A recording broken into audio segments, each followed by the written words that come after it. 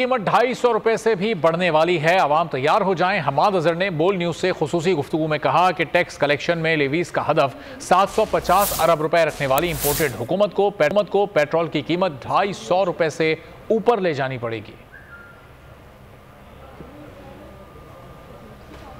देखें, ये एक तो इन्होंने हमने जो पेट्रोलियम लेवी थी वो इसलिए हमने लेवी नहीं की, ये हालांकि हमने 650 अरब का टारगेट रखा था अपने बजट में, क्योंकि उस वक्त आलमी मंडी में पेट्रोलियम की प्राइसेस की कीमतें कम थी।